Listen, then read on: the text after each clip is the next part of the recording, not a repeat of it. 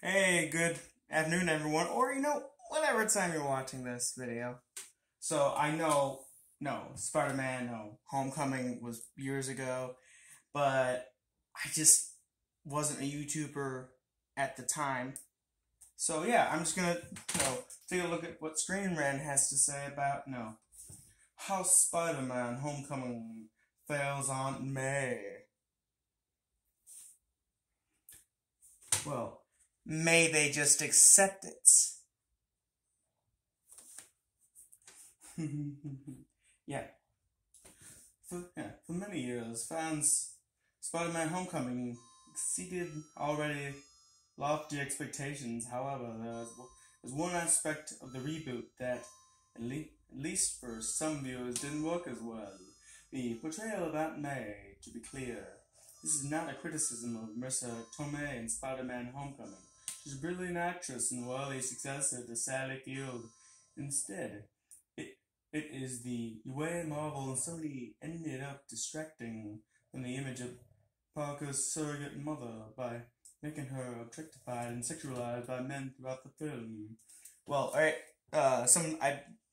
someone's pointed out, Peter's younger, so why not have her be younger? Plus, why should she be old? I understand continuity. Absolutely, I'm a big, fan of continuity. But wouldn't it be better? Or think about it. If she's responsible for him, alright? She kills over.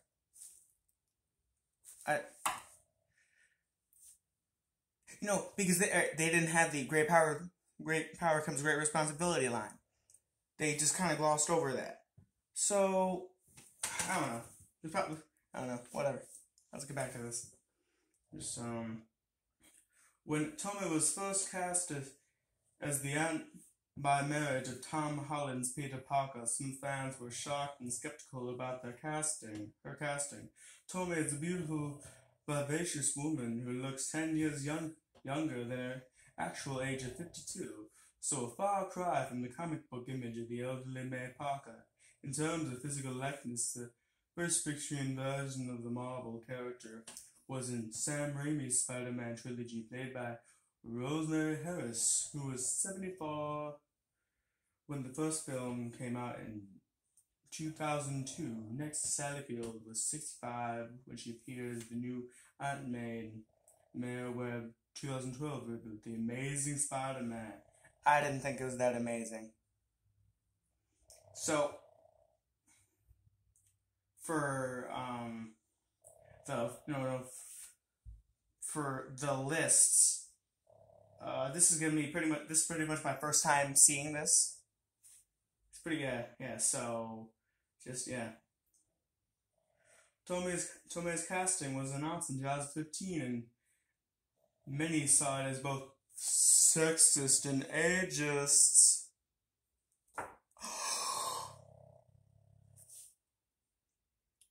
Wait, women are attractive?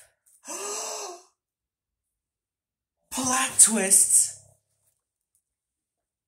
Seeing that every version of Aunt May on screen has skewed increasingly younger as a product of Hollywood's obsession with making female characters as young as possible. Okay, here's an idea. Maybe they want to have longevity. Or think about it. So there's a movie you really like. And then there's a person that's portraying a character you really like. And you really like a certain portrayal. Wouldn't you want as many movies or episodes as possible?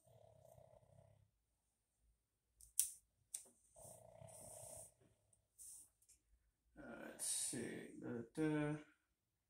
However, unknown to some, there was a bias for this middle-aged portrayal thanks to Brian Michael Bendis' ultimate Marvel characterization, a strong, independent woman in her late 40s. I didn't realize 40s was... Oh, give me a moment, guys. There we are. Sometimes, when you're clicking on a screen, you just click on the wrong spot and it bumps you to somewhere else. Yep, whatever. Then came Captain America, Civil War. and the introduction of Spider-Man into the Marvel Cinematic Universe. I almost always forget he's in this movie. It's really important, but it's like the further you get on in this movie, like when you get to the when you get to the up and coming Cap and Bucky versus Iron Man scene, like that's when the good stuff happens, in my opinion. I mean, a lot of good stuff, but that's one of the best parts of it, when they're fighting. And so, it's close quarters. Really personal.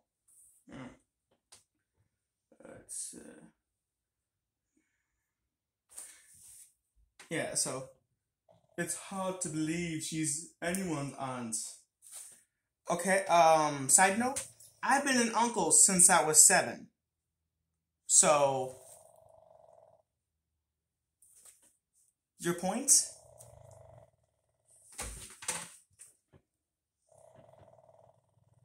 Tony Stark says to Peter upon first meeting and later when asking if anyone knows about his secret Spider-Man identity.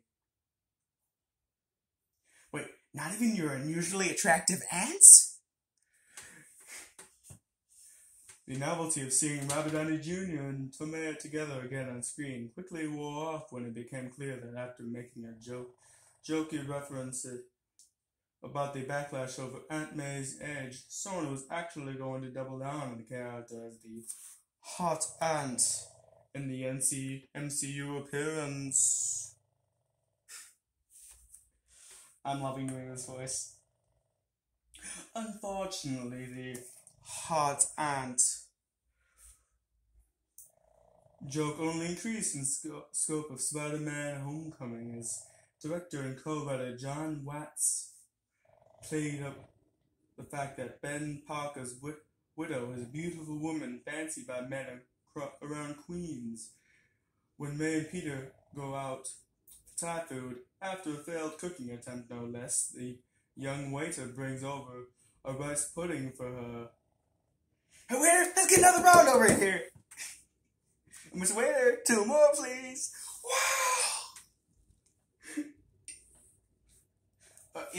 We didn't order that. No, I won't do it when it's quoting a character. She says, to which the waiter replied with a flirty, It's on the house.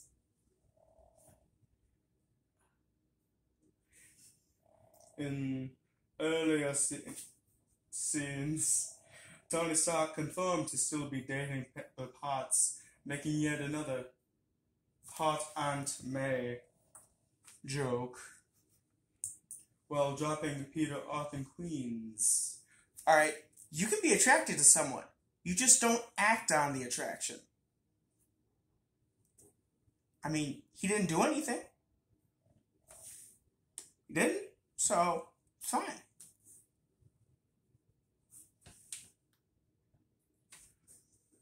Meanwhile, the deli store owner makes a similar crack when the young Spidey is grabbing a sandwich. Even Peter's best mate Ned, Jacob Batalon, is suggested to be crushing on May and can barely get a sentence out in her presence.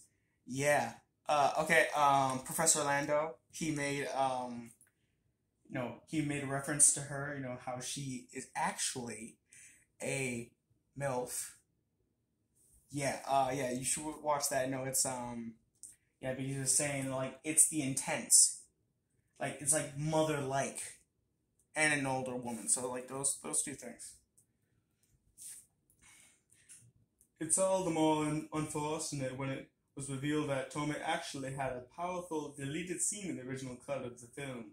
One that would be painted as a hero in her own right, not just as a parent to Peter and a hot woman to the rest of the men in the film. Alright. No, there's something called runtime, and sometimes they have to cut things.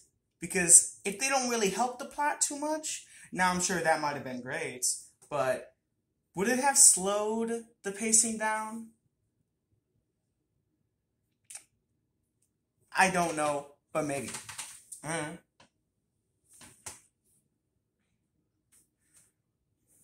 So speaking about the scene, Tomei said, there was something going on in the neighborhood, and there was a little girl in distress, and I saved her, and Peter saw me save her.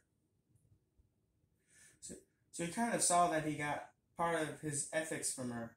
And I came home, and I don't even tell him that that's what happened. And of course, there was all this stuff that he's not telling me. So he's like, "How was your day?" And I'm like, "It was fine."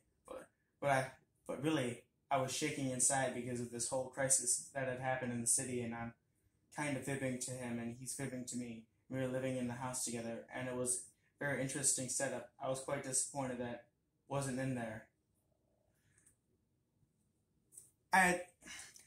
That probably would have been interesting, but if they didn't cut that, what would they have had to cut?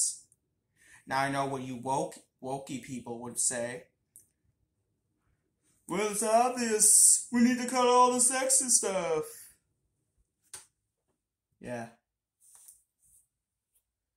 Alright, then if we don't get attractive scenes with women, none of you woke women gets sexual scenes of male characters in your face.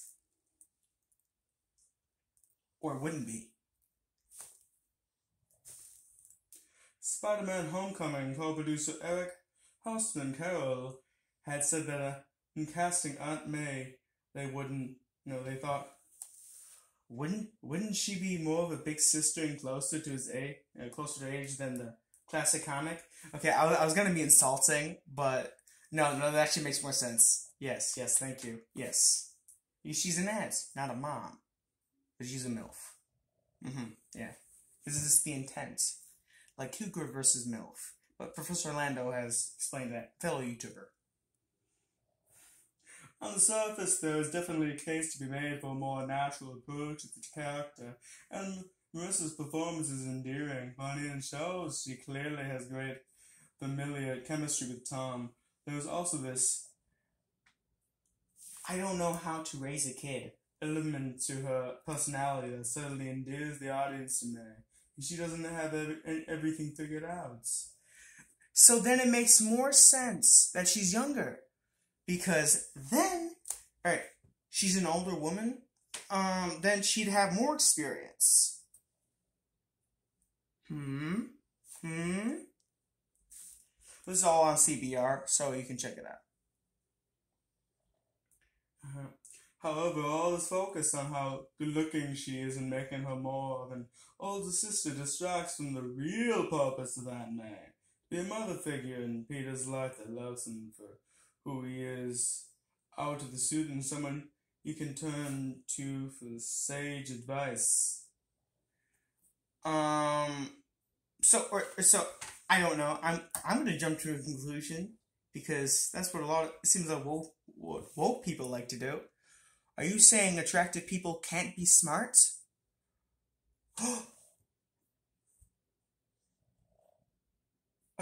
Ladies and gentlemen, are woke people not as nice as some people think? What a surprise! Let's begin. Let's continue, shall we?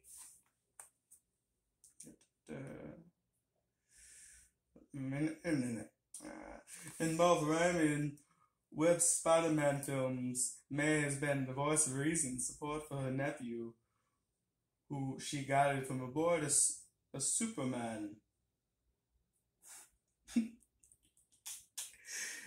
This isn't DC. Hero would have been more, or a superior man. Superior Spider-Man reference.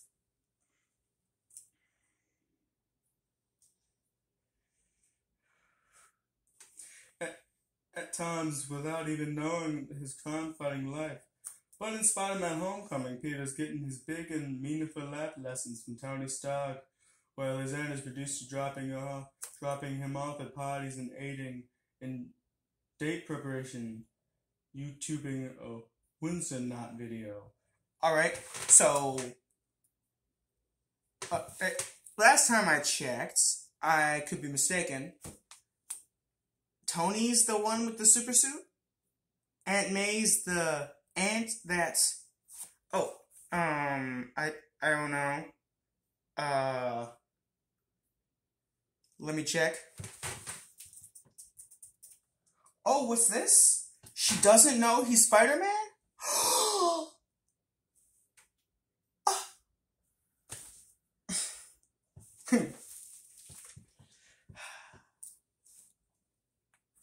You know, it's a lot easier to be helpful to someone when you know what's happening. I don't, yeah, no, for like, if I'm attempting to comfort someone, I find it easier to comfort someone when I know what's going on. For me, anyways, but whatever, you know. Side note. Clearly, Marvel is trying to position Stark as a parental figure for Peter in lieu of Uncle Ben. Yeah. No one's seen like the YouTube videos of Tony and Peter being father and son for 5 minutes or whatever. You know, like whatever. I'm sure people have seen those videos, which I love those. It's perfect. It's like, I never really thought about it, but it makes so much sense. Like, so many of the things they said. Like, it's never too early to prepare for college or start thinking about college, like however he said it.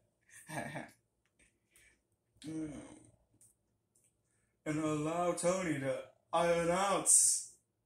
Then it said, parentheses, forget the pun. I like puns, so it works. Ironclad. His own dad. I don't know. That just hit me. His own daddy issues. His own daddy issues.